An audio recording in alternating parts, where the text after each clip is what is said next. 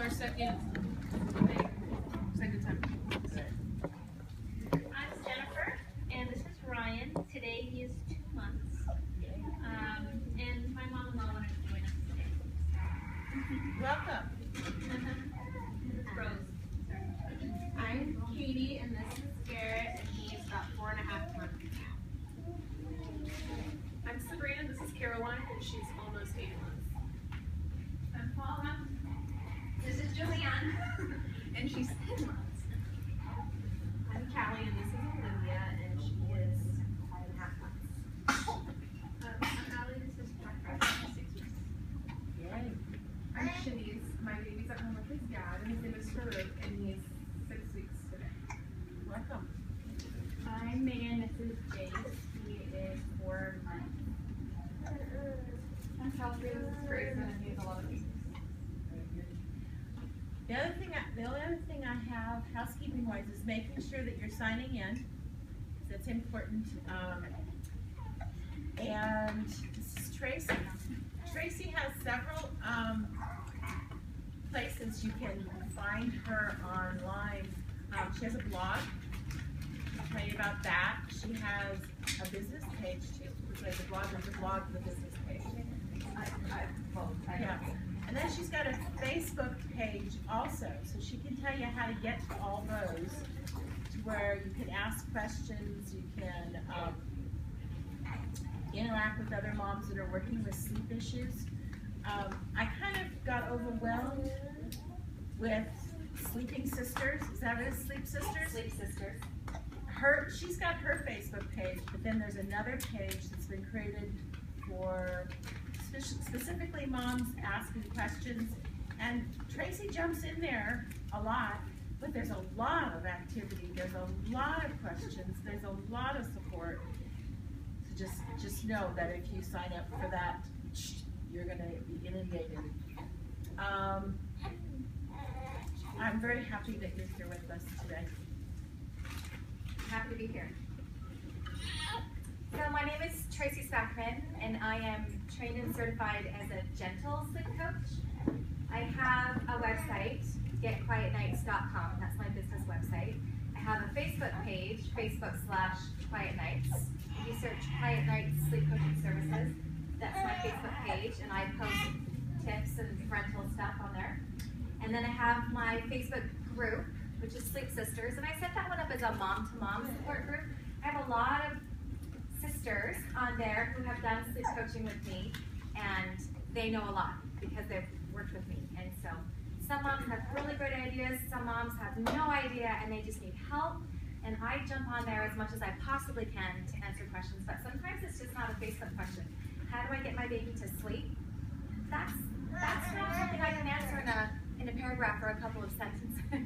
So if you need more help, that's what I do, is I do personal consultations. And I get to come to groups like this and talk to moms groups and community groups. And I have this presentation, 5 things that keep your child awake. And so this is where you want to start if you have sleep issues. And sometimes these things will fix it. But at least it'll give you a place to start, because if you can figure out what's causing the problem, then I think that gives you more patience so that you can know where to go, how to go forward. Something that comes up all the time is early rising. I talk about that all the time. And so I have this bullet points list for myself of all the things that typically, the most common things that cause early rising. So if I'm stressed and distracted and someone's talking to me about that, I just look at my list and I'm like, it could be this one or this one or this one or this one. And finally I'm like, you know what, this needs to be a blog post. Everybody needs to know this. So I created 6 things that cause early rising, and I posted that. And it doesn't necessarily have how to fix it, because that's not a blog and that's not a Facebook answer either. But if you can figure out which of those things you're like, oh, we're that one, or oh, we're that one, that patience gives you that information gives you the patience so that you can at least move forward. So hopefully this will give you some insight into what could be causing some of the things that are influencing some of the things that are frustrating you.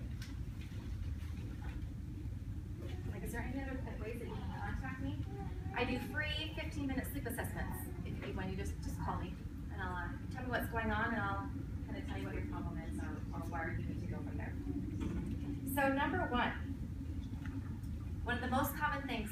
babies not to sleep is they're hungry. And if your baby is hungry, you should feed them. So now the next question is your baby hungry because they need to eat in the middle of the night, or because it's habit and now they're having blood sugar spikes in the middle of the night and so they're just used to it? And that's a question between you, your doctor, and your lactation consultant. I can make a recommendation, but I can't really answer that for you because every baby is going to be different. If your baby is under 6 months, yeah, probably feed them. I'm more on the side of conservatively, let's absolutely make sure that your baby is getting everything that they need. But if your baby is 2 years old and still nursing multiple times in the middle of the night, is that what your baby needs? Some moms do need that because they work all day and that's their place to reconnect. Well, that's a big conversation that we can have about that. So you need to figure out if your baby is actually hungry or just having a blood sugar spike. Are they getting all of the calories that they need during the day or not? Now, so there's some methods out there that are incorrect that say if you increase the amount of time that your baby is going between meals during the day, well then they'll be able to go longer in the middle of the night. Except that's totally not true. Think of your baby as a milk jug. Oh, there is a milk jug. I'm going to use this one. I keep meaning to draw a picture of a milk jug on the back of this paper. So, if this is your baby's tummy, and they need to eat this much milk in a day, that's probably way too much, but this much milk in a day, if you feed them less frequently throughout the day to stretch out the feeding times, then you're only going to feed them this much during the day. They're going to need to eat this much at nighttime. That is going to increase your night waking. But if you feed them more frequently, whenever they want to, every time that they are hungry, maybe for your baby that's every hour. Maybe it's every 2 hours. Maybe it's every 3 hours. Every 4 hours, that is probably going too long. So if you're feeding your baby every 2 hours or every 3 hours or every hour, whatever you think that your baby needs, you're only going to fill them up this much. And then they'll only need this much in the middle of the night. That's so much more manageable. But this is something that we can figure out. Have this conversation with your lactation consultant. Does your baby need to eat in the middle of the night? And if the answer is yes, that doesn't necessarily mean that you're not going to get any sleep. If your baby is old enough to learn sleep skills, you can have both. You can have sleep and food.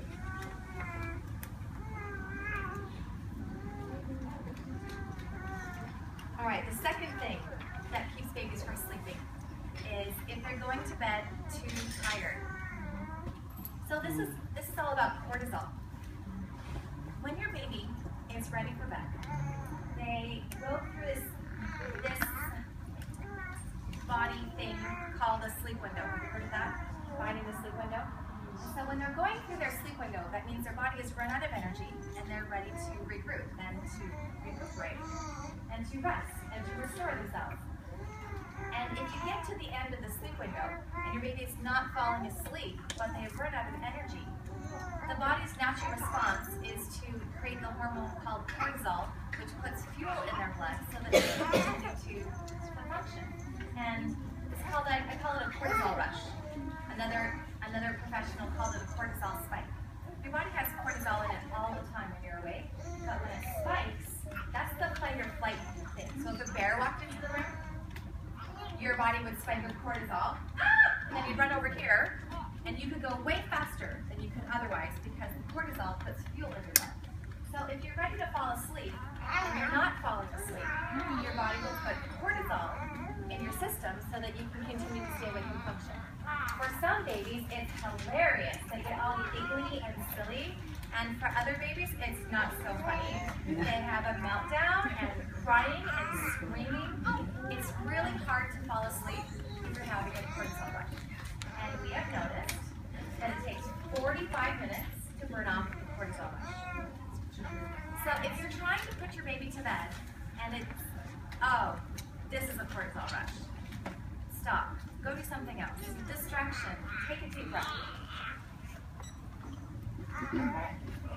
It's really important to figure out what your baby's natural body rhythms are. They have a body clock called their circadian rhythm. And if you can figure out where their natural bedtime is, that's going to help you to avoid the cortisol rush. So this too tired, another word for that would be putting your baby to bed overtired. Another word for that would be missing the sleep window, putting your baby to bed amidst a cortisol rush. It's not fun. It's really challenging. And so perhaps you have the wrong bedtime. And this happens all of the time. I see a lot of 3-month-olds that are staying awake until 9 or 10 o'clock at night. And then they hit 4 months and 5 months and they're still doing that. Well, 4-month and 5-month-olds probably need something more like a 12-hour night. 6 to 6, 7 to 7, 8 to 8, something like that. And you want to know the most common bedtime of a 5 to 7-month-old? It's 6 a.m. at p.m. 6 p.m. That's so early, especially when you're doing 9 or 10 o'clock before. So if you jump to 6 a.m., if you jump to 6 p.m. from 10 p.m., that's okay. If you see their tired signs at 6 p.m., put them to bed. It's not enough time, it's bedtime. When they hit 12 months, 7 o'clock is the most common time. And then when they hit 3 years old, 8 o'clock is pretty common, 7:30. My youngest is 7, and he goes to bed at 7. And he gets up at, I have to drag him out of bed at 6:45. If I say, come on, if you come in bed with me, I'll give you a snuggle. And that is like, all right, I'll get out of bed. But he would sleep longer.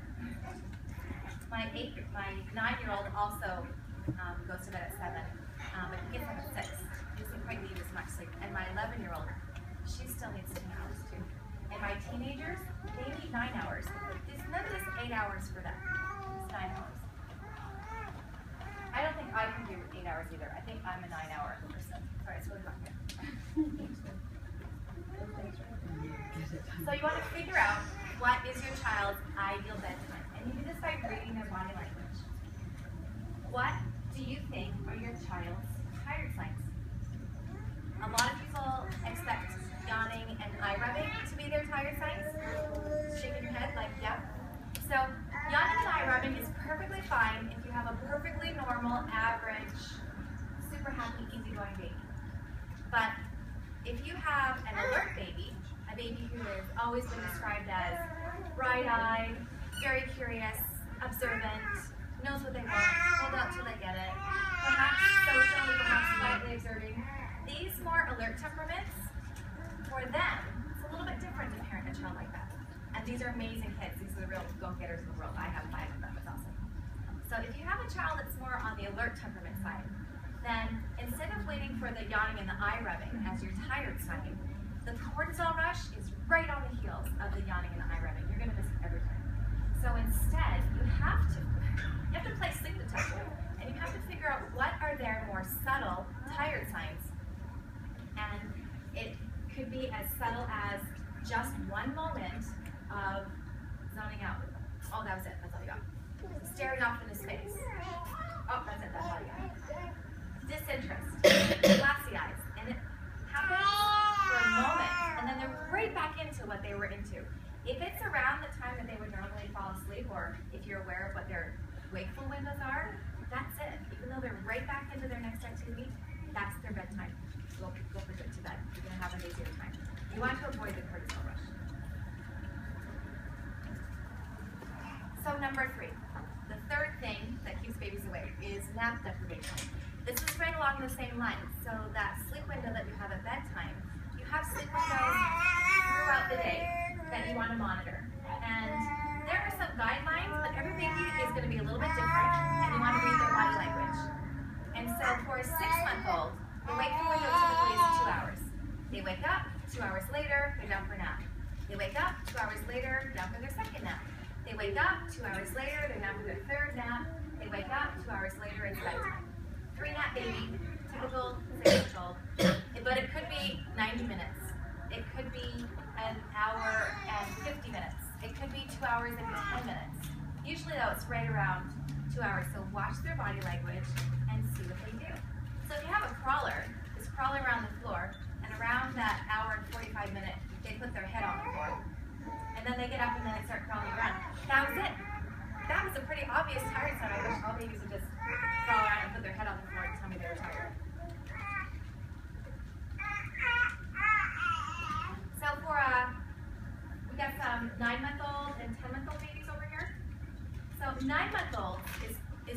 around when the baby would drop that third nap and be down to 2 naps. So a common wakeful window schedule for a 9-month-old and 10-month-old and 11-month-old and 12-month-old, all the way up until they're ready to drop 1 nap, would be like a 2, 3, 4. Wake up, 2 hours awake. Sleep. Wake up, 3 hours awake. Sleep. Wake up, 4 hours awake. Bedtime. 2, 3, 4. So if you ever see Sleep Sisters, the 2, 3, my baby's a 2, 3, 4. That's what they're talking about. Another one that is less common, but common enough that it's a thing, is 3, 3, 3. So there's 3 hours of wakefulness between the naps. So do you know how much sleep your baby needs? I recommend it. Take a report. You can grab one on your way out. This tells you an average of how much sleep that your baby should get in a 24-hour period. And this is just one way of looking at it. So for example, it says here a 6-month-old should get 14.25 hours. Well, that's very specific. It doesn't have to be so specific. It's a guideline. It's a place to start. Another way to look at it is sleep cycles. A 6-month-old typically needs a minimum of 3 sleep cycles during the day, and a sleep cycle is 45 minutes. So if your baby wakes up, is awake for 2 hours, sleeps for 45 minutes, they're going to wake up happy and refreshed properly. So that baby's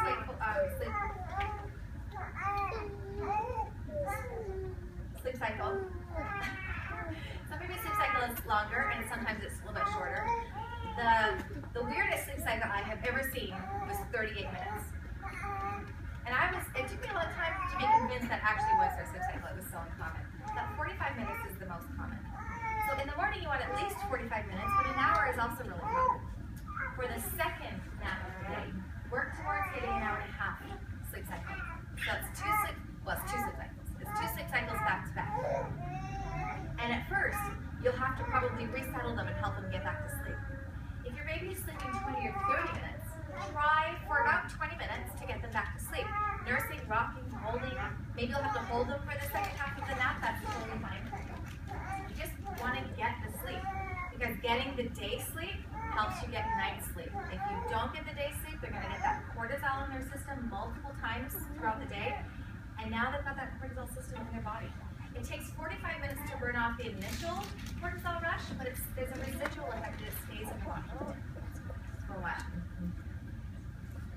So for a 9-month-old baby, 10-month-old baby, they're not having that third nap anymore.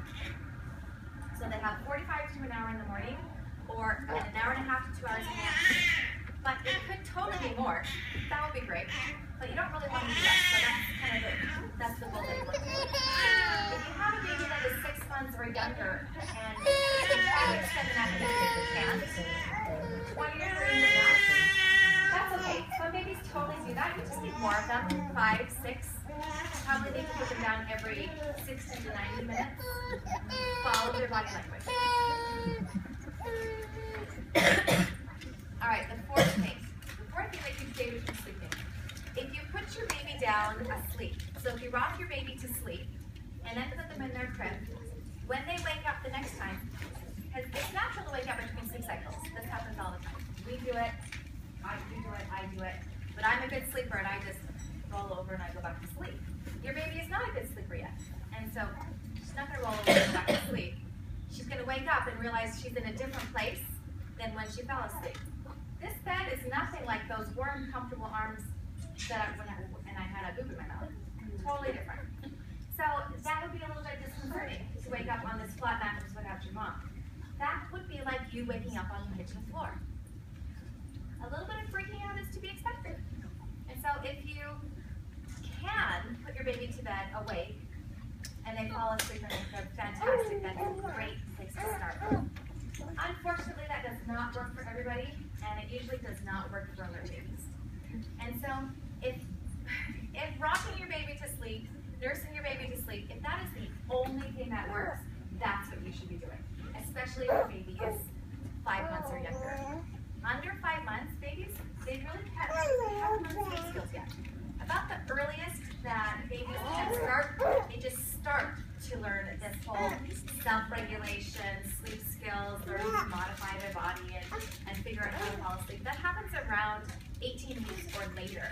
So you don't really want to work on sleep skills, you just want to figure out what your baby can do and just go with that. If your baby needs to be rocked or nursed to sleep, go with that. If you can wait until 6 months or later to do anything about that would be a little bit stressful for nighttime to help them learn sleeping, that would be even better. If you're going completely crazy, there are gentle and coping strategies that I can help you with. But the longer you can wait after 6 months, or the closer to 6 months that you can wait, the better. A lot of books say put your baby to bed and try with you better wait. That is a great thing to try. You nurse your baby right before bed, but before they're totally asleep, you put them in their bed so that they can see where they are, and then you lean over them and you talk to them and you tap and shush them and help them fall asleep. They know where they are when they fall asleep. So when they wake up in the middle of the night, between sleep cycles, they're in the same place that they fell asleep. It's less disconcerting for them. They probably will still need you to come back and do that shh or something, and that's normal. Whatever they had to fall asleep, that's what they need to fall back to sleep until they learn sleep skills. And if you're getting enough sleep and able to cope with that, don't be in a hurry. The longer you wait, the better. So now number 5, inconsistency. If you nurse your baby to sleep, and then 2 hours later, or maybe even 1 hour later, when they wake up, you send your husband in to pat them back to sleep, and he struggles with that, but he does it. Good for him. Thank you very much. I got a little bit more sleep. And then 2 hours later, your baby wakes up, and you put them in the car, and you go for a drive around the neighborhood, because you know that works. And then they finally fall asleep, and you put them back to bed, and you crawl back in their bed. And then 2 hours later, they wake up again. And you're like, oh, will this ever end? And so you pick them up, and you just take them into bed with you. And then they sleep the rest of the night. Like, oh, that's where they wanted to be. Because every time that they woke up after that, you were right there. And they just needed you to do something to help them to get back to sleep. But because your response was different every single time, it's not going to get better. It's probably just going to get worse. It would be better to be consistent with something that worked. So if you can co-sleep safely and you're okay with that, that is a great coping strategy. If you can send your husband in all the time and perhaps nurse and then have your husband help them fall back to sleep at bedtime and then send him all the time, that would be great. Or always rock to sleep. Or always just go in and nurse right back to sleep. If that gets everyone, the whole family, back to sleep the fastest, totally do that. So then you're starting at a place of consistency, and when your baby is old enough to learn sleep skills and you're ready to make a change and they're ready to make a change, then you can move to have a sleep plan, decide what you're going to do, and then be consistent about the sleep plan. Go from consistency to consistency. That works much faster. So there is a 6th thing that could keep your baby from sleeping. That's the wrong page. 1, 2, 3, 4, 5.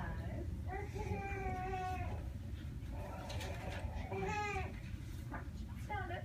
6. So your baby could have a medical issue. Some common medical issues that keep babies from sleeping: reflux. If your baby is refluxing, I hope it wasn't just standing outside my frame. That would be awful. If your baby is refluxing and it's coming up here, that burns, that's uncomfortable. Yeah, that would be a reason to wake up. If your baby's throat is closing because of swollen tonsils or adenoids, it's called sleep apnea. That would be a scary way to wake up. And so that would need attention. Or maybe there's some family stress, or maybe there's divorce, or there's been a death in the family, or maybe there's some sensory processing issues. Lots of little things that can make a difference. So there's usually a behavioral component to those as well, but you would want to address those things either first or at the same time that you're dealing with sleep issues. So those are pretty common. Can anybody relate to any of those? Like, did I say anything that, like, hey, yeah, we're doing that, or yeah, we're doing that? Yeah, good. Okay, so now, how old is your baby that you think you're doing it all wrong? Because I doubt that's true. He's 6 weeks. Okay, so a 6-week-old needs you to learn to read his tired signs, learn to read his hunger signs, attach with him, bond with him, and do whatever you want. Mostly the naps. The napping is a lot. According to what you're saying, he needs more naps. I'm not letting him sleep enough during the day. So you're not letting, are you waking him up? No, he's alert. He's awake too much during the day, it seems. So Like, he can go 3 hours. So at 6 weeks, he is still figuring out his world And that's okay. You know, the range of normal for babies under 4 months old, do you know how broad it is? It's that broad. It's so big that they have stopped trying to figure it out because there is no range. There is no normal for a 6-week-old. A 6-week-old is probably great, and you're probably great, and everything is going to change and shift over and over and over again. And if you are just figure out what it is when he's tired and let him sleep as long as he wants, and that's probably long enough. And then when he's tired again, do it again. As he gets closer to 3 months old, it might get better, but it might not. Some babies are great sleepers under 4 months old, and some babies are terrible sleepers under 4 months old. And both of those are healthy. If you're feeding them enough, comforting them enough, he's with you, lots of holding, it's great. You're great. It's going to be totally fine. So no mommy guilt. Just throw it out the window. You're great. And then around 4 months, do you know what's going to happen? It's going to change. So they call this the 4-month sleep regression. But you know what? That's so negative. It's really the 4-month sleep progression. And I'm not the only one who says that. I got that idea from somebody else. So the brain is going through these amazing changes, and the vision changes, and they can see you from further away. That's very exciting. And they're learning to roll and organize their body a little bit more. That's very exciting. And so because they can see so much more, they're noticing that, and that, and that. What is that? Well, what is that? Who is that? Really, really exciting. And so their brain has so much more information to process. It's really exciting. Their world has just opened up. And so when they wake up between sleep cycles, they're thinking about this. When they're trying to fall asleep, their brains are active. They have so much more to process. And alert babies have so much more to process because they notice more than their just normal neighbor. And so it's not a bad thing. It's a good thing. So usually you have at least 2 weeks of craziness, and then sometimes it gets better, and sometimes it doesn't. And if it doesn't get better, cope as much as you can, help them find as much sleep. There's a lot of co-regulating that goes on. If your baby is stressed, a lot of chest to chest. If they're upset, you're right there immediately responding right away. That's called the co-regulation. And as they're from 0 to 5 years old, you're doing this and helping them to learn these self-soothing skills. It's a really long process. And then at 18 weeks, if you're going totally crazy, you're sleep deprived, your baby is sleep deprived, you take that because health is an issue because of the lack of sleep, talk to me and I'll give you some more coping strategies. But if you can wait until 6 months or longer before you make any changes, that's going to be the healthiest because then you know for sure that their body is ready to do a little bit more. And I really like the gentle methods of sleep coaching where you respond the whole time. Your baby never thinks that you're not coming because you always come, but you don't necessarily do the sleep crunch that you were doing before. You do a little bit less, a little bit less, a little bit less. So I think you're fine. 6 weeks, isn't there a lot of mommy guilt? You think that you're doing it wrong because you nurse your baby to sleep? That's not wrong. It's not bad. You've probably tried putting your baby in her crib. And then they cried and cried and cried. And so of course you pick them up. That's normal, natural, and healthy. And some moms can put their baby in their crib and be like, oh shit, sleep. And they go to sleep. You're like, what? How is that fair? I hate you. My baby doesn't do that. If your baby doesn't do that, rocking and nursing is what your baby needs, and you should totally do that. And then when your baby is old enough, or he's ready, and sometimes the moms have to be ready too, not ready to let go, that's okay. When you're ready, old enough, as close to 6 months as you can, older. If you want to not do it until 12 months, it's a little bit harder, but it's totally fine. If you wait until 18 months, it's a little bit harder, it's totally fine. 3 years old, totally hard, but totally fine. I once told this family of 6 kids, none of them were sleeping. They all ended up in bed with mom and dad. Well, not all, 5 of them ended up with mom and dad. The only reason the 6th baby didn't get to go in bed with mom and dad is because there was not enough room in their bed for all of the kids. And whoever was the last one to come in ended up on the floor. So we started with the youngest. The youngest was 15 months old and her oldest was 13. And so we started with the 15-month-old. We did a gentle method, and within 2 weeks we had him sleeping. And so then we started work on we went from youngest to oldest. We worked on all of her kids. And within 6 weeks, we had all 6 of her kids sleeping. And her doctor had said to her name was Ray Bell. Her doctor said, Ray Val, your kids just don't sleep. Too bad. That's just who you got. When she told me that, I'm like, really? So I did her for free, just to prove that it was a challenge. I was totally taking on this challenge. Of course I was. So, and then right after she broke her leg, this poor mom, she gets all of her kids sleeping. Before she gets to the toilet, she breaks her leg. And so she's got a lot of friends who came in and brought her meals and helped out with her kids. And they were astounded at the change in her children's behavior. They were calm, polite, easygoing, ready to go to bed when she said it was time to go to bed. It was like, what did you do? She's like, they're all sleeping through the night now. It's amazing what a good night's sleep does. But you have to wait until the brain is ready. This whole self-regulation process, it is a long process, and it only starts to be ready to be developed around that 4 months that you're pregnant. That's when it's beginning. So there are certainly, I've been able to get 18-week-olds to be able to sleep through the night within a couple of weeks, but not always. Sometimes you have to wait. Sometimes you have to get working. 6-month-olds, I love working with 6 and 7-month-olds. For me, because of the range that I see, it's fairly easy. And then 9-month-olds, if they're on the verge of crawling, kind of complicates it just a little bit, but still totally doable. But the range of normal for all babies is pretty broad. Each baby, they really are individuals. Okay, hit me with your questions. What's going on? Okay. So we can get him to sleep from, he goes to bed around 8, we can get him to sleep until 5. He'll wake up to 2, we can put him back to sleep with the pacifier. After that, he wants to bed, we feed him, he's up. He will not go back to sleep. He'll sleep a half an hour, he's 4.5 months. He's 4.5 months. So the sleep at 5 a.m., 3 or 5, it's different. That's where you have REM sleep, that's where you have your big dreams. And so the sleep cycles, they're not as deep, and they are shorter. And so it's a lot harder to get back to sleep at 5 a.m. And so if there's anything going on, that makes it worse. So if you don't have sleep skills to start with, then it's really hard.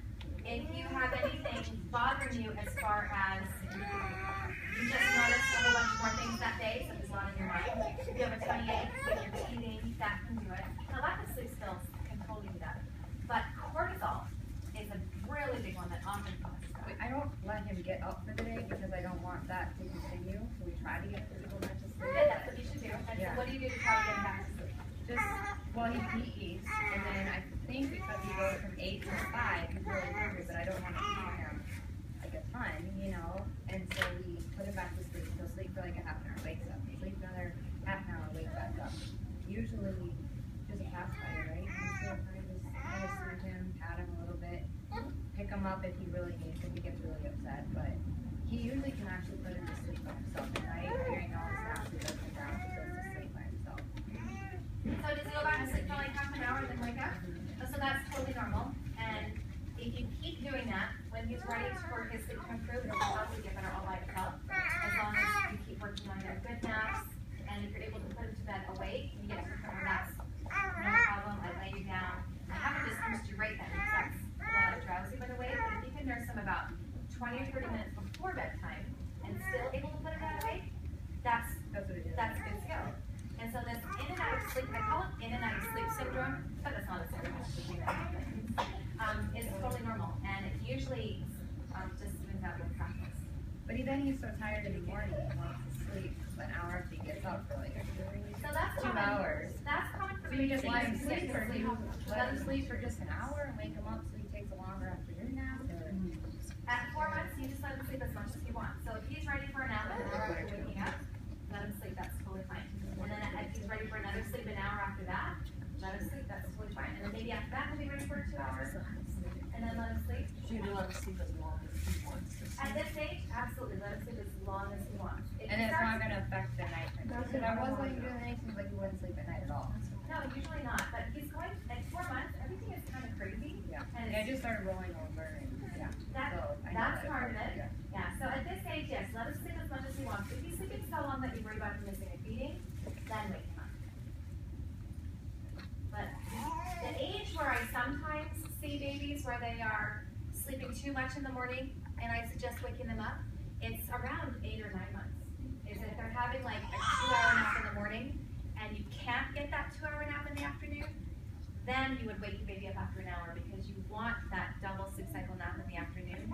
That's the nap they're going to keep for a long time. But up until 8 months, if he's getting 45-minute or longer sleep cycles and you're noticing tired signs, you're having wakeful periods, sleep periods, wakeful periods, sleep periods, we're fine.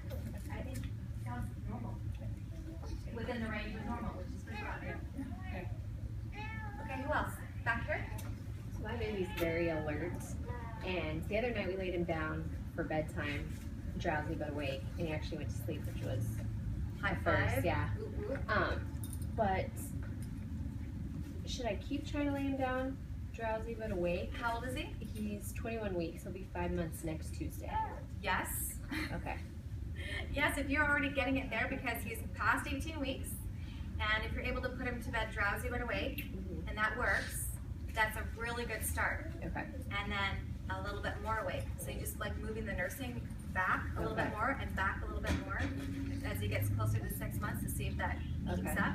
That's wonderful. So if I lay him down and he immediately screams, which is what normally happens during the day, just pick him up and rock him to sleep. But like you said, if he falls asleep on me and I lay him down, he wakes up and he's like, where am I? But that's the only thing that'll help him go to sleep. Is that okay right now? Yeah, right now.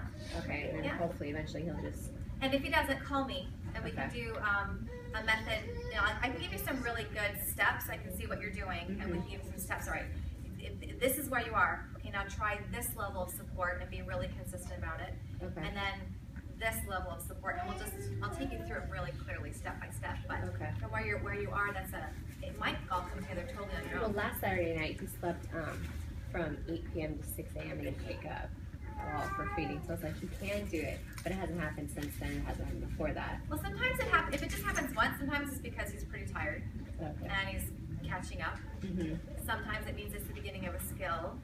Okay. So give it some more time. If Okay. things get worse, give me a call. Okay. But they might get, for you, they might get better. That'd be awesome. Afternoon naps, like the cat naps. So like late afternoon naps? Yeah. How old is your baby? He's almost 5 months. Almost 5 months? Okay. So I work part-time, so I pick him up to my mother-in-law's at like 5:36 sometimes. And it's a struggle for her to try to get him to take a nap, even just like a half an hour nap in the afternoon. So he falls asleep in the car ride home with me, and it's like 6 o'clock. So I'm like, do I let him sleep that time? What time is he waking up in the morning? 6:30. So that sounds like that's his bedtime, and he's getting a nap. But he falls asleep. So that's a tricky one. I kind of need to know more. Okay. So do you then have a hard time getting him to bed after that? Well, the other day he fell asleep in the car, and I just took the car seat out and put it in his room. Dark and with the white noise. And he just slept for 45 minutes. And then he woke up and I fed him. And he went to bed by 7:30, 7:45. Okay. If you're gonna leave your baby in their car seat to fall to sleep after being in the car, make sure that it's tilted way back, because otherwise, if it just sits there, the baby's head could fall forward and they can choke on there. So make sure that it's propped backwards, or try to transfer your baby. Sleeping in a car seat is 50 as far as safety is concerned, so be careful with the tilting back like that. But if you don't get home until, pick him up until 6 and he falls asleep in the car, gets a little cat nap at the end of the day, the only way to avoid that can totally change as he gets older as well. I'm not giving you good answers. I just don't know if I should tell my mother-in-law to kind of like push him. He fights it earlier for her, and then like my days off, he kind of fights it too. Like if I try to put him like 4:30, try to get just like a half an hour nap in, and he always fights it. Instead of at the time, try for going with like looking at the wakeful intervals, and try putting him down for a nap like every 90 minutes. Like awake for 90 minutes and then sleep, and then awake for 90 minutes and then sleep, and see if that makes a difference. And that's usually when he, like if he eats, when he eats, and then, yeah, I usually keep him up. He usually goes to bed every an hour and a half, 20 minutes. So it's usually around 4:30. Yeah, some babies fall asleep for that late afternoon cat nap, no problem, and other babies, they fight it, and it's just part of So I guess would it be better just to try to take that nap out and put him to bed at 6 when I can? Yeah, it would be. Because if you miss a late afternoon cat nap, early bedtime is the next best thing. A late nap is usually not ideal. But I don't know how that would work for your work schedule. So you might not have a choice. The late. So maybe if he falls asleep in the car, just wake him transfer. up. Put his pajamas on before you put him in the car, and maybe give your final nursing before you pick him up. But then you don't get that time with him. Well, that's tricky. Yeah, okay. If you start having issues in a month, we should chat. When he's a little bit older. Tell us. We're doing now training with Tracy. It's sleep training to her. My question is, you were talking about the 2-3 ward. And she'll do that too, but then 2 hours later, as you can tell, she's overtired. She woke up and started worrying about it now, and then So she might still need 3 naps, and she might need a cat nap like in the middle. Okay. So you could try your full nap, and then you might get a little cat nap, and then a wakeful window, and then another big full nap, and then your bigger wakeful window, and then back. I've seen that before. she fights the cat nap. In the late afternoon. Yeah, she doesn't want to do that. And we try to push her back to 7, but she likes it between 6 and 6:30, and she goes to 6 or 6:30 in the morning. We're okay with that. So, but I worry that if I let her take her long nap at 11, then she's not even going to make it to the 6. Right, you're right. And so putting that cat nap in the middle of the day is unusual, but can totally work for you. Because that's what happened yesterday. She had a class at 11. And she was supposed to go down at 12:30. So I was like, she's going to be okay. And then right after the class, she fell asleep in the car. And I waited for 7 minutes. And then she was happy. And then she went down really quickly for her afternoon nap, which is very unusual. And so I'm wondering if maybe she's been fighting her afternoon nap. So She was already overtired, and you need that cat nap. Yeah. Sometimes you have to get really creative. Parenting isn't necessarily by the book. You gotta find what works for you. And that is a great focus strategy. Yes. Yes. You look familiar. Do I know you? I don't maybe from here. Maybe from here. I don't know. Maybe. This is a lady, she's 5.5 months. And we transitioned to her nursery in the crib right at 4 months. Because my mom was like, well, read this book, the Healthy Sleep Habits of a Child, Dr. Weisswell's book. I don't know if you've heard anything about that, but Oh yeah. Okay. I read mom. okay, good. Okay, so that's kind of what we're trying to like be on his page, I guess. I like everything that he said. I don't like his sleep method because I like the more gentle ones, but everything else, I'm totally on board. So we're, she goes to bed at about 6:30, yeah. And, so anyway, so she'll wake up religiously at 10 p.m. and then 4 a.m. for her feedings, and that seems pretty normal, and she was right back to sleep. Just talk about that. What we're trying to work on is naps. She, for whatever reason, she can only last maybe an hour and a half, 2 hours in the morning, which is fine, seems normal. Put her down, and she only naps for 30 to 40 minutes. And she's 5 months old, 5.5 months old. Usually the first morning nap is really so I've read. So she should be sleeping, what, an hour and a half maybe? And she doesn't do that. Are you asking me if she should be sleeping an hour to an hour and a half in the morning? In the morning, isn't that At 5.5 months? So at 6 months is typically when naps organize. Okay. And so you're still not quite there yet. Okay. Her afternoon nap, that was Sometimes an it hour comes and a half. together before. So I went for that 20 to 30 minute nap. Try for 20 minutes to extend it. Rocking, nursing, folding, anything that would work, and see, and try day after day after day to see if you can extend it. And if you can, Am I missing her wakeful window?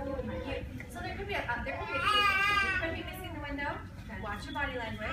It could be that she's just not ready. It's unusual to get an afternoon nap before the morning nap, but things happen. She'll take a long third nap. She'll take an hour third nap. Okay, but she's still under 6 months. Yeah. And if you're working on naps before you work on night sleep, I'm not worried about the night sleep. She's great. great. She goes to bed at 6, 7, and she wakes up at between 6 and 7. So she's sleeping through the night. She's feedings, but yeah. And are you putting her down awake? Yes. Or nursing her to sleep?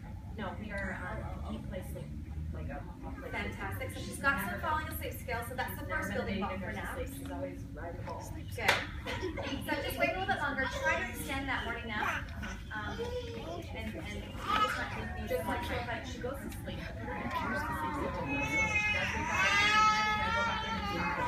yes, exactly.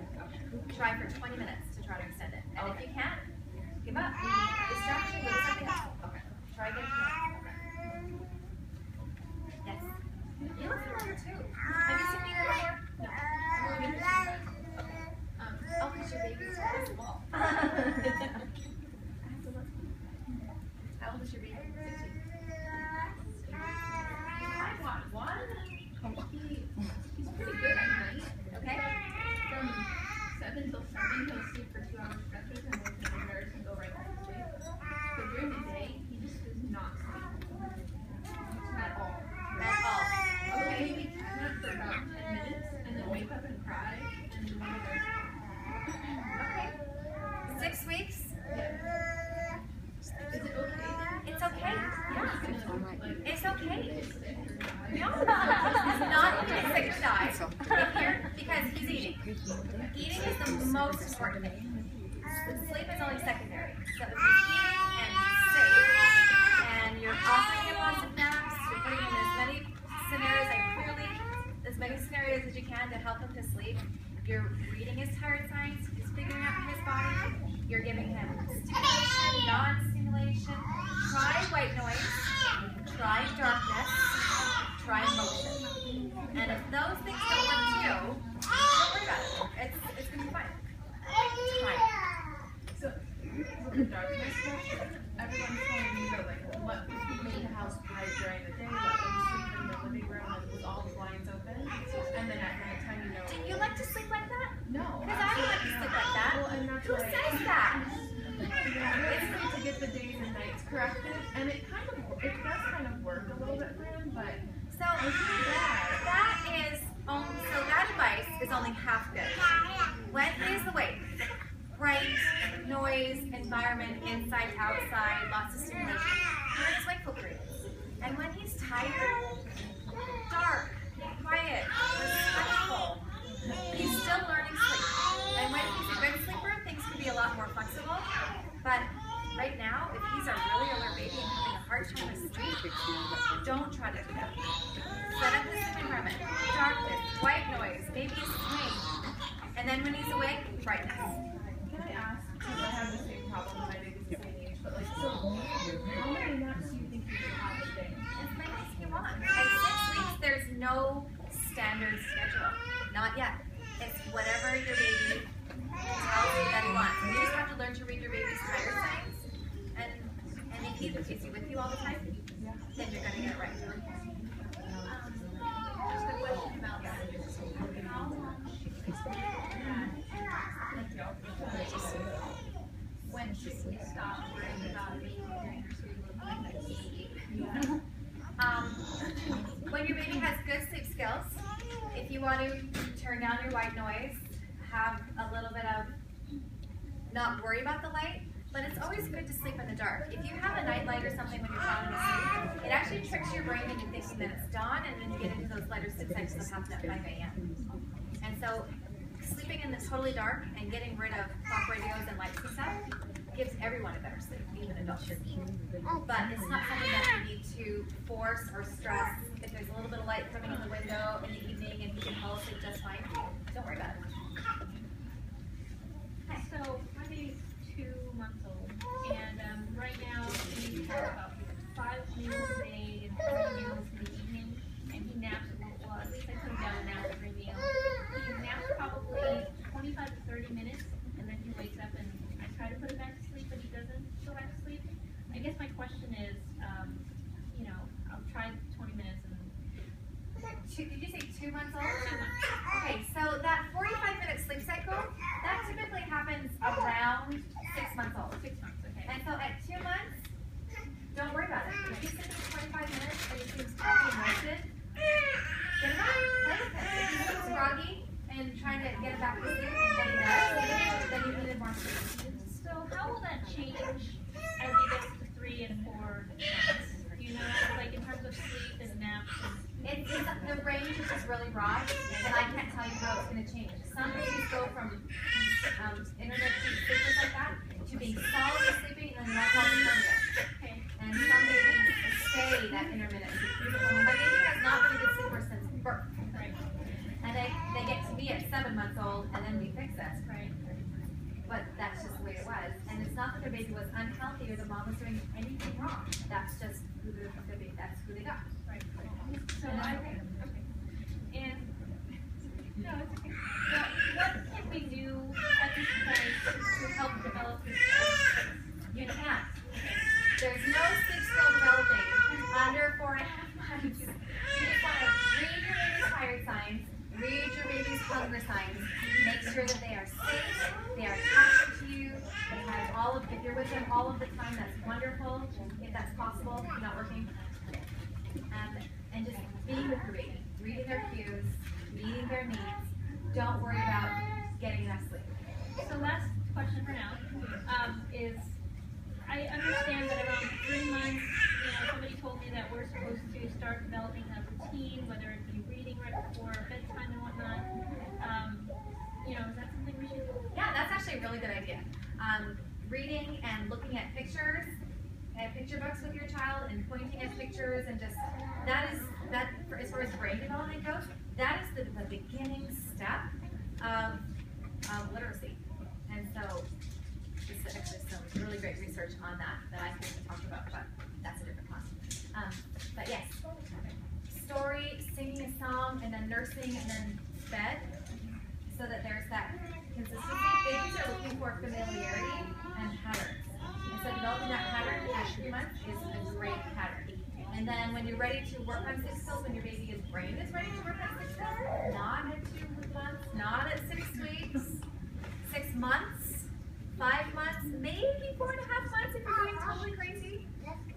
Then you would take the nursing out of the bedtime and just back it up and keep the rest of that routine. But story, song, kisses, bed, story, song, kisses, nursing, bed. That is a wonderful place to be. Sorry, one more. Your questions are awesome. So we do the white noise and the swaddling. So at what point should we lean those off? You do the white noise as long as it works. Okay. And you should start to work on undoing the swaddling sometime between 3 and 4 months. 3 and 4 months. Because as they're learning to roll over in their body, they're learning to organize their body. If you swaddle them, you're holding them up. That can be a great time undoing something.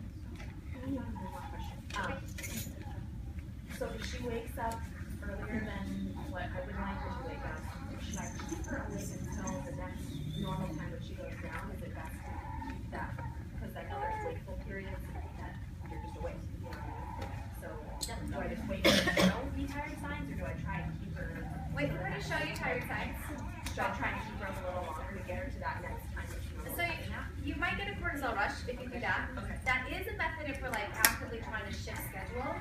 And if there was ever time to let her to be overtired, the morning is the best time. Okay. But at 5 months, I would just be following her body at this point, not trying to change things. Okay. So sometimes then it's like everything's moved up so early, and then I'm like, do I kind of like follow things with like having so much time before bedtime? So cat nap can fix that. If you have a cat nap, it's the very first nap. That doesn't usually reinforce sleep very soon. But at 5 months, I'm not sure that you need to do that, but So my first nap is shorter, say 45 minutes, and it's 4 o'clock. So if we can get everything up, so then we're going to 4 o'clock, I guess 6 o'clock. when you come up with a specific scenario that you're actually in, like that, just call me and I'll talk you through it. Because that's really that's easy. But when you're doing that all the hypotheticals for 4 months, how would you apply to 6 months? That can make you crazy. Yeah. So when you're in it, just call me. I need you free call. Okay. That is for me, that's easy. Tell me what's going on. Like, okay, do this, this, this. Ah, why didn't I think of that? Oh, that's what I was saying. So should I wake her up from the cat nap to make sure it's like 4 o'clock before you still have that early bedtime? Sometimes, yeah. So he's 8 months. And I've been trying to work really diligently the last like 2 weeks on putting him to sleep awake but drowsy. Because he's so he's never gone to sleep by himself without a kind of crutch, like me rocking and holding or wobble or breastfeeding or whatever. Okay. And I've been trying like to just leave him there and patting him and shushing him, and it's almost like he like elevates so quickly, and then the second I pick him up, he's like fine. And I've been working on like longer time, so I even did like an hour last night and he still wouldn't go to sleep. And then finally I just picked him up and rocked him for like 2 minutes and he was out. So I just don't know how long I should. I feel like the shushing and the patting like, makes him more upset. So there's a lot of pieces to the sleep puzzle that you might be missing here. Okay. Like you're the perfect candidate for like a full sleep consultation because I really want to dig in and not just say, well, just do this. Choose just one nighttime piece. Because if these other pieces aren't in place, then that's actually not going to help. But if you have all of those other pieces in place, like he's not overtired, you have the right environment, you've got the timing right, he's had enough naps, and there's no like extra stress or anxiety going on. And he's old enough, and he's getting enough to eat during the day. Then if you are comfortable with your responsive method, you would go for however long it takes. If you pick him up and he stops right away, he's not actually distressed. No, I know He just knows what cry gives you to Yeah. pick him up. Exactly. So you want to make sure that you're comfortable with the method, but perhaps if he can see you, it's too stimulating. You want to change it up a little bit so he can't see you when you're responding. That can help. And then the other question, I read on the Sleep Sister, someone was talking about like self-soothing, and they were saying, you know, when they're slamming their legs down, it's a soothing mechanism. So he does that. Yeah, that was me. Okay, perfect. I posted that whose babies do the leg slam. I started with I need a picture of a baby slamming their legs. I got a whole ton. So he does that a lot. So is that him trying to figure it out? Yeah, he's trying to figure out his body. He's like, I feel tired. So if he could narrate his mental process, it was like, I feel tired. This is uncomfortable. What can I do? I'm gonna try slamming my legs on the mattress and see if that helps. It's kind of like that. I have a question kind of like, so she's done different things where she'll be nursing to sleep and maybe she'll just pull off real quick and she tries to soothe herself, like she'll lay down and she seems like she's almost asleep and then she just like pops up and wants to move again. Is that something that I'm gonna have to help her? How old is your baby? She's 8 months on the 16th. So 8 months old, to actually help her move forward with the self-soothing thing, it's not self-soothing if she goes right back to the breast. But we'll pull the nursing out of your bedtime routine and just back it up a little bit. Then it can become self-soothing. That means working towards the rest. So maybe weeding off the nursing to sleep aspect of going to sleep and then. Yeah, often though I do it all at the same time. When we'll make our changes all at once because you're offering tons of support with a good sleep, responsive sleep plan. That moving the nursing is just a part of all of that whole thing. Usually it takes, if you've got it all, if your baby's old enough, it takes about 2 weeks. It can totally take longer, but on average, it's about 2 weeks. I have a virtual question. My friend Whitney, her daughter's the same exact age as Olivia, they're literally 13 months apart. Her question is, It's like we're in Sleep Sisters right now. she just texted me, will she ever go back to sleep through the night if she thinks her bedtime is 10 p.m.? How can I correct that without having a crying baby and the 35 sleep all night? How old is her baby? Same age, 5 and a half. Okay, so jump to the new time. 10 o'clock is really early, is really late. Yeah. It's really late. So unless the baby's waking up for the day at 10 o'clock, So sometimes she says she'll go down at like 6 or sometimes she will, but she'll wake up and think it's a nap. Or at 8 p.m. she'll go down finally for the night. And then be up until 10 and she's awake. so there's a sleep cycle transition that happens about 45 minutes to an hour after you put your baby to bed. And so then it looks like my baby just took a nap and now they're totally awake. But I thought it was bedtime. So it really was bedtime. It's just a sleep transition. And you coach through it. So just keep it dark and go in and Keep it dark and act like it's still bedtime. Stand beside the crib. You can pick them up, hold them chest to chest. Keep the lights off. Don't leave the room. So what if they stay awake that whole time until that 10 p.m. time? Then call me. Let me help you with that. Okay. In the orange teacher? Yeah, so I asked Sleep Sisters, and you actually answered my questions pretty well. I tried really hard, but I missed them sometimes. So he was a good sleeper, and then he went through sleep progression. He's just over 4 months. Thank you for using my positive progression term. And so when he was in his sleep regression. He was up like every 45 minutes, and I was like, he wants to nurse every time, and like do whatever you have to do. Yeah, just do whatever you have to do to sleep. But now he'll go down at 6:15 or 6:30. He'll sleep till like 11:30 or 12, and then after that, he's still in that I have to nurse every time I wake up mode. And it's spaced out now. It used to be like every 2 hours, but he won't go back to sleep without being nursed after. That's really common. That happens all the time. And when we do a full sleep plan, that always gets fixed pretty quickly. We just need to take the next steps. But it's not a Facebook answer. It's a call me, let's talk for an hour. Let's get all of the pieces in place type answer. Okay. Sorry. That's right. But you're doing it right. You're doing it right. You're doing the right thing. It just the next step is hard. Yes, so my baby is about 7 weeks now, and you said no sleep training? No sleep training before 18 weeks. Please. So hard. Let me say that again. No sleep training when your baby's not ready. And so try to get as close to 6 months before you want to do anything, because sleep training is stressful on your baby. You're expecting a learning process to happen. And if your baby is 7 weeks, that's not going to happen. So you might have heard of sleep trainers that do 12 hours by 12 weeks. That is not what I am about, and I don't think that that's healthy. And if that works, your baby was just a good sleeper to start with, because doing any sort of cried out and stressful, a little bit of that, if that works, then good. But I would never want to put a baby through a stressful crying situation. It can actually cause an anxiety disorder. And so, coping mechanisms. Nurse your baby, rock your baby, hold your baby, try to get day sleep, try to get lots of food, and just be the mom.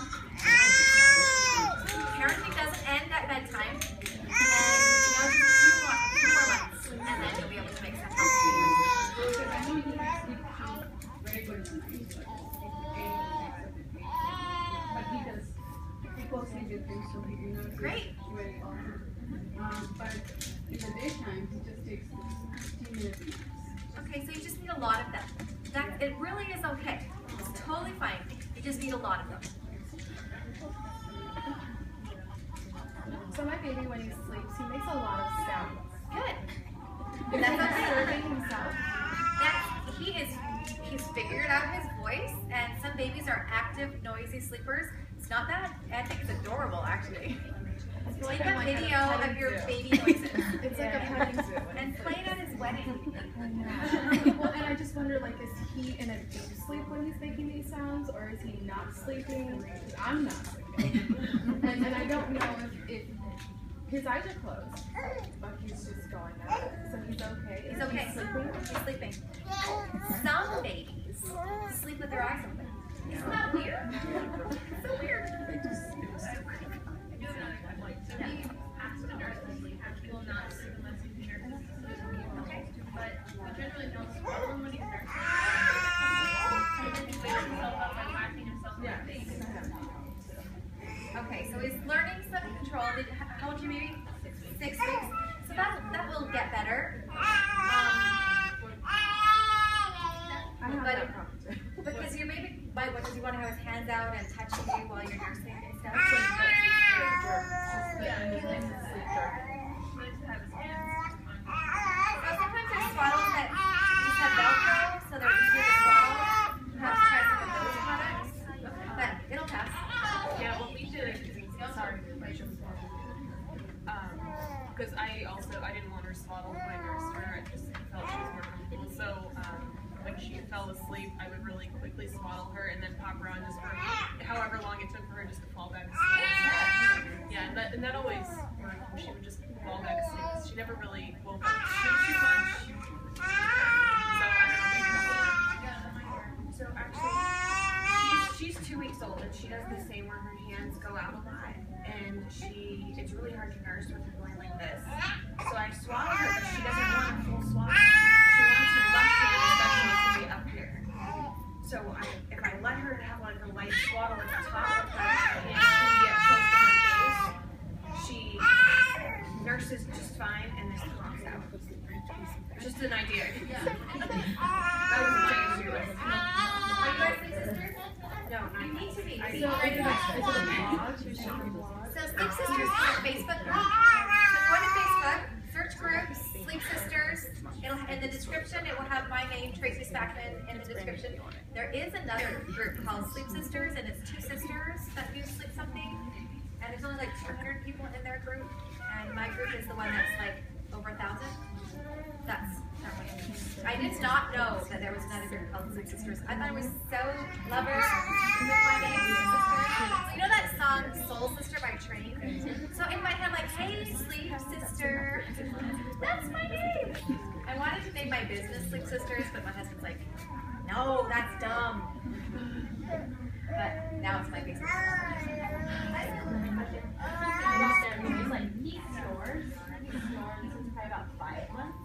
So snoring is not normal. Okay, so that's what I kind of So snoring is a red flag for sleep apnea. And so next time you go to the doctor, see if he'll talk to you about that. Look at his throat or his adenoids or his tonsils swollen. Does it look like he has a clear airway? And keep an eye on that. Okay. So I thought maybe it was just like he got sick and then started snoring and then it hasn't stopped. So it could be that what the sickness is caught, and there's bacteria in his tonsils or adenoids that's holding on to that. If he starts to have like frequent ear infections and frequent you want to do something about that because the viruses are kind of getting trapped. But sometimes it's related to diet, and then there's something that he's allergic to. So like a naturopathic physician would be able to help you diagnose that because they would spend a lot of time in the Dr. Smilek is a really great naturopath. Dr. who? Dr. Smilek? Smilek? Is that She's moving locations right now. She's the 101 in Warner. what's her first name? Kara? So Dr. Kara Smilek? S-M-I-A-L-E-K. Thanks. I've heard a lot about Jessica DeCampo up in Scottsdale, but I didn't know who that. Yeah, she's amazing. Thanks. You need to know the names of people like that. Anyone else? I'm trying to teach you people. Along the same lines as her. Like, we have a receipt. She'll wake up like around 6 or something like that. And we don't really get up. We stay in, and then about 9 we're up. Okay. About between 10:30 and 11:30, go back to sleep. But the thing is, we sleep like 3 hours. Wake up. We try to stick our routine from time to time. Okay, so it's eating like every 3 hours?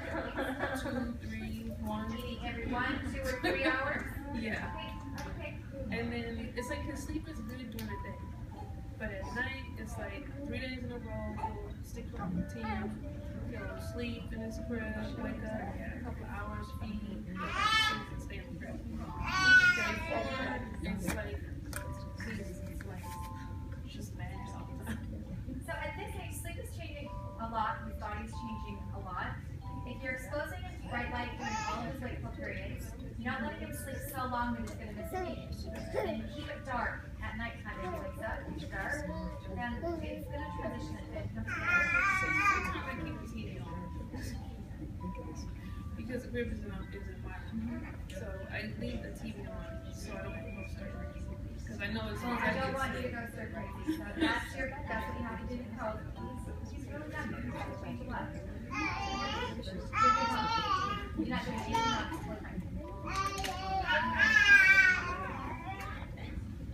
Did I hear you say that you shouldn't be swaddling? I caught something about swaddling or something. Oh, they were talking about swaddling, and I said, you know, swaddling up until about 4 months is fine if you're doing it right. He's still being swallowed just because, you know, when I rock him and I lay him in his crib, his arm will fling and wake him up, and then he's awake, like really awake. But I still swaddle that I have one arm out, and when I lay him down, he doesn't wake up. But should I be taking him out of that? How old is he? Tell me again. He's 5 months next Tuesday. So you would want to start working on that Okay. because he needs to learn to control that. And as long as he's being held in the swaddle, he's not actually going to develop that muscle memory and that ability. Okay. So he's going to smack himself a few times, and you're going to have to offer some comfort as he goes through that process. Okay. And that Merlin suit, I think you recommended that too. The Merlin sleep suit. The Merlin Magic Sleep Suit. If your baby is under 5 months and not rolling yet, and the swaddle doesn't work, but you feel like they need pressure, and then the Magic World is like 6th grade. Yeah, It's we developed did by that last an occupational therapist that did sensory, was a specialist in like sensory processing, and some babies need pressure, and so that's what that is. Well, thanks for coming. I'll see you all again next station. And you grab a bag and a card if you want to show. Whenever I'm away from that.